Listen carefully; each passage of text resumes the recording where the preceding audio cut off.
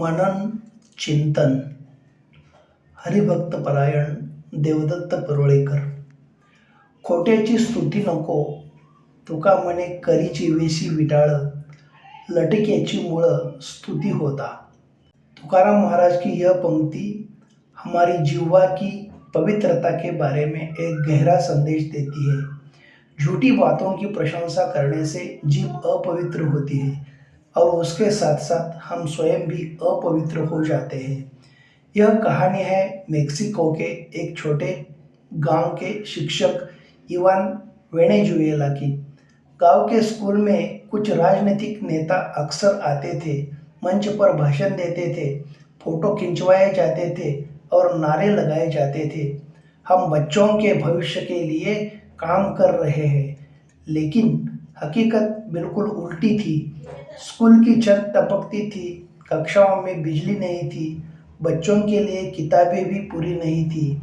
गांव के कई लोग मजबूरी में उन नेताओं की प्रशंसा करते थे. वे बड़े लोग हैं, विरोध करना ठीक नहीं, खुश रखेंगे तो शायद कुछ मदद मिलेगी.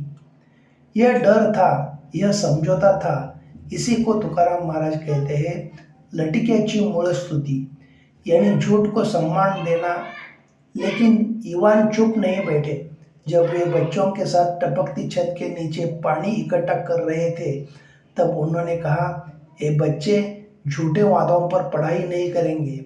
उन्होंने गांव वालों के साथ मिलकर सबूत इकट्ठा किए, कक्षाओं की तस्वीरें, टूटे हुए बेंच, किताबों की सूची, बच्चों के अनुभव. वे सीधे राजधानी गए और यह सब सरकार के सामने प्रस्तुत किया. उनके साहस को देखकर पत्रकार आए, खबरें बनी, सोशल मीडिया पर चर्चा शुरू हुई. आखिरकार उस गांव के स्कूल को नई छत, पुस्तकालय और कंप्यूटर कक्ष मिला. एक साधारण शांत स्वभाव का शिक्षक होते हुए भी उन्होंने सत्य के लिए अपनी जीभ नहीं तोड़ी. उन्होंने अपनी बुद्धि और वाणी से सत्य को सबके सामने रखने का साहस दिखाया. झूठ की प्रशंसा करने से दुनिया नहीं बदलती, लेकिन सत्य को आवाज देने से बदलाव आता है. हम भी रोजमर्रा की जिंदगी में ऐसे ही हालात से गुजरते हैं. गलत प्रशंसा की अपेक्षा ताकतवर व्यक्ति के झूठ को मान देना, लाभ के लिए सत्य को दबाना. लेकिन याद रखिए, जीभ की अपवित्रता बहुत महंगी पड़ती है और सत्य का साथ बहुत दूर तक ले जाता है.